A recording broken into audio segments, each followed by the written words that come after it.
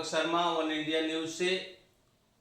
मध्य प्रदेश में जहां विधानसभा चुनाव को लेकर सभी दल काफी तेजी से चुनाव प्रचार प्रसार में जुट गए हैं, वहीं नामांकन पत्र भी दाखिल हो चुके हैं, जहां सभी प्रत्याशी अपने अपने क्षेत्र में मतदाताओं से वोट मांगने के लिए लगातार दौरे में। वहीं आज हमारे साथ रायगांव विधानसभा क्षेत्र से बीजेपी से प्रत्याशी प्रतिमा बागरी जी हैं। हम उनसे आज साक्षात्कार कार्यक्रम में जानेंगे कि कैसा चुनाव प्रचार प्रसार चल रहा है और बीजेपी की क्या गतिविधियां हैं। हालांकि अभी तक रायगांव में कांग्रेस के विधायक रही हैं कल्पना वर्मा, कैसा उनका कार्यकाल रहा हम उनसे जानेंगे, क्योंकि लगातार यह क्षेत्र में सक्रियता से रही हैं और इस बार फिर से उन्हें टिकट मिल चुकी है। कैसे उनका प्रचार प्रसार चल रहा है, कैसे लड़ाई लड़ेंगी, कांग्रेस से क्या है उनका चुनाव। जी नमस्कार। नमस्कार। बताइए, क्या है, आपको टिकट मिली है बीजेपी से, क्या है चुनाव प्रचार प्रसार इस बार आपका?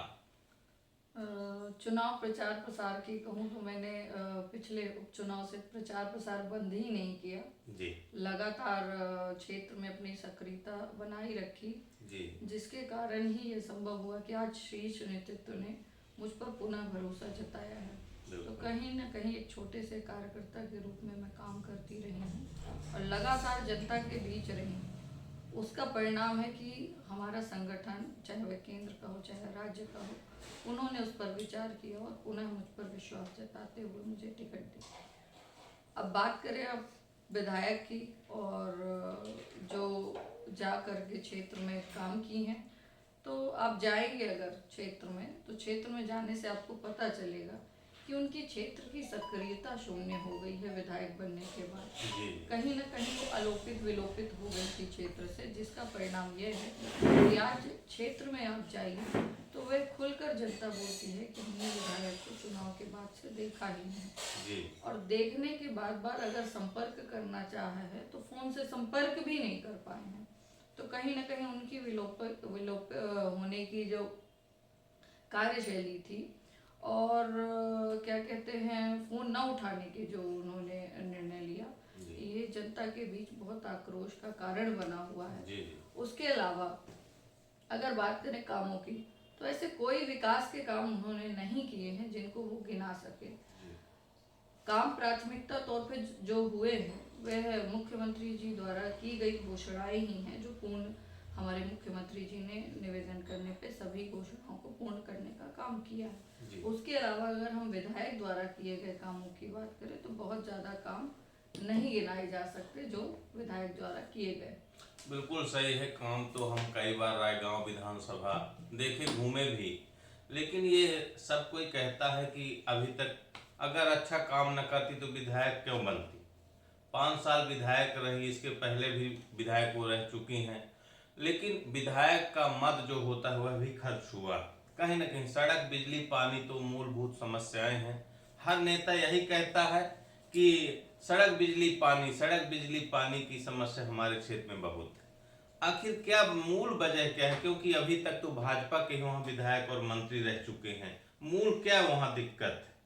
वहाँ पे अभी सबसे बड़ी समस्या लो वोल्टेज की है, बिजली की है, और हमारे मुख्यमंत्री जी और मोदी जी द्वारा अभी 5 सब स्टेशन दिए गए थे। उपचुनाव में उन्होंने घोषणा की थी और उसके बाद अभी वो काम चालू हुए।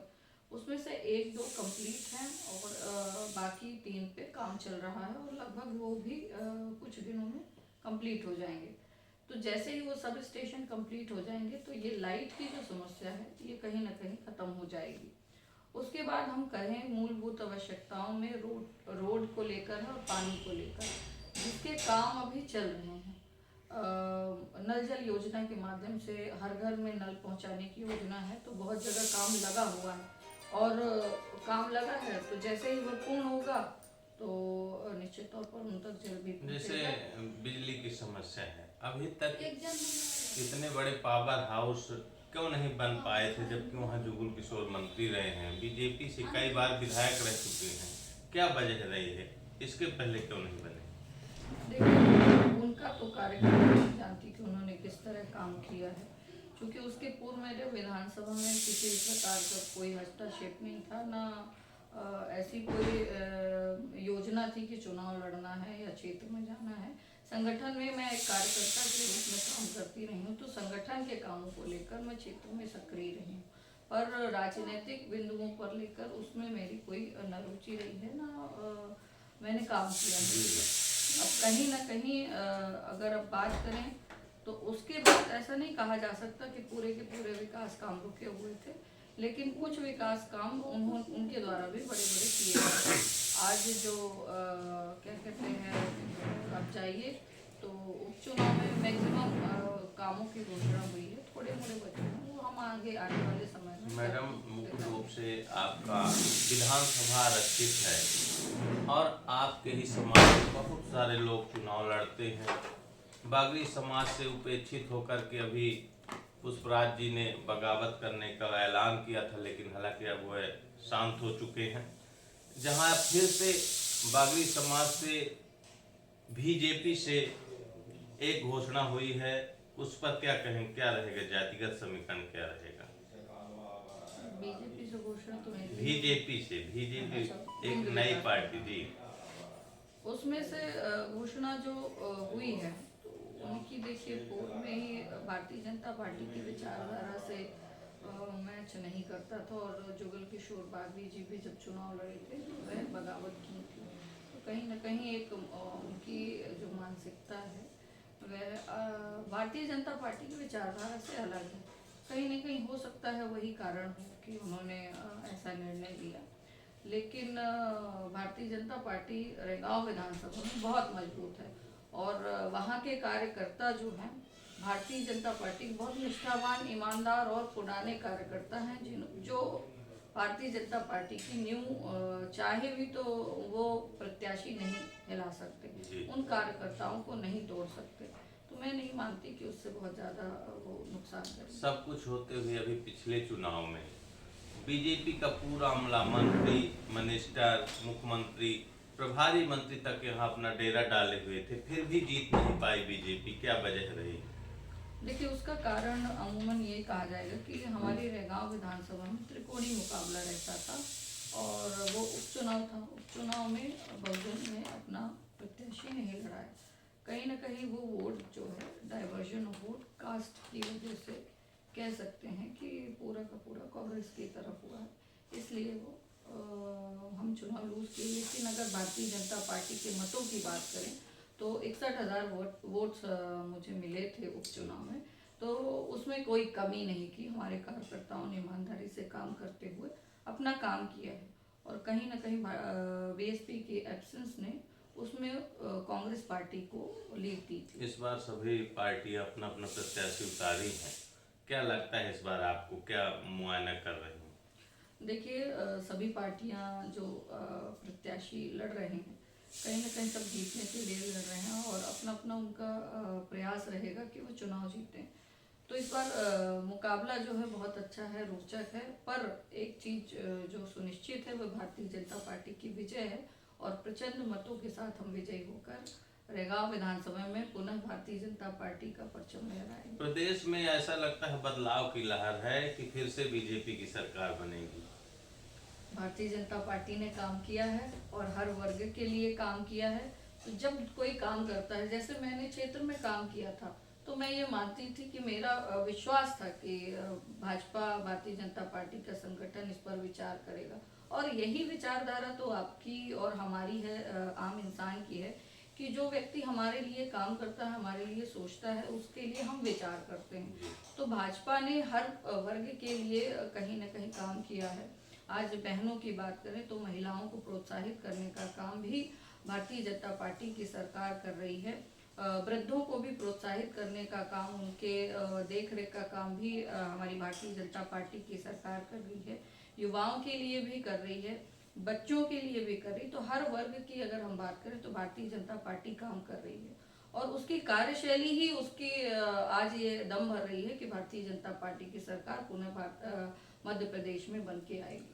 आप प्रचार में जाती हैं, क्या अपील करती हैं मतदाताओं से, जनता से, रेगांव क्षेत्र के, क्या कहेंगे हमारे चैनल के माध्यम से? देखिए, एक अगर हम राष्ट्रवादी विचारधारा कहें तो भारतीय जनता पार्टी कहीं ना कहीं उससे ओतप्रोत है। और जो भी हमारा देश का नागरिक है वह अगर राष्ट्रवादी है तो कहीं ना कहीं उससे जुड़ाव रखता है। और क्षेत्र की जनता को यही कहूँगी कि जो हमारे मूल मुद्दे हैं, अगर उन पे विचारधाराओं पे कहें तो अपने आप को यदि जिंदा रखना है हमें, तो भारतीय जनता पार्टी की सरकार बहुत जरूरी है। और ये विचारधारा की अंतिम अंत्योदय जिसका लक्ष्य हो, ऐसी विचारधारा वाले व्यक्ति को आगे लाना, आगे बढ़ाने से देश की जनता का हित है, आम जनता का हित है। और उस हित के लिए हमें कहीं ना कहीं सहयोग करना पड़ेगा, समर्पण करना पड़ेगा। इसलिए जनता को भी भारतीय जनता पार्टी को वोट करने के लिए आगे बढ़ चढ़कर हिस्सा लेना चाहिए। क्या किससे लड़ाई मानती हैं आप इस बार? बीएसपी से मानती हैं अपना कि कांग्रेस से मानती हैं? मैं सभी से लड़ाई मानती हूँ और सभी को क्या कहते हैं अपनी तरफ से वो प्रयासरत है और मेरा अपना प्रयास है। देखते हैं आगे क्या होगा और जीत के मैं जरूर आऊंगी, ये सुनिश्चित है। बिल्कुल। अभी आप सबने रैगांव विधानसभा से भारतीय जनता पार्टी से प्रत्याशी प्रतिमा बागरी जी का साक्षात्कार सुना और जाना कि वह अपनी कार्यशैली से क्षेत्र में अभी तक लगातार बनी रही हैं, जनता के हर सुख दुख में खड़ी रही हैं और आज भी इसीलिए बहुत सारे प्रत्याशी बनने की होड़ में रहे, जहां उनके द्वारा किए गए प्रयास से ही भारतीय जनता पार्टी के शीर्ष नेतृत्व ने इन्हें फिर से उम्मीदवार बनाया है, जहां वह लोगों के बीच में जाकर के पार्टी की रीति और नीति के बारे में बताती हैं और वह जानती हैं कि इस बार फिर से जीत बीजेपी की होगी और उनका दावा है, ऐसा कहना है इनका। वन इंडिया न्यूज से दीपक शर्मा की रिपोर्ट।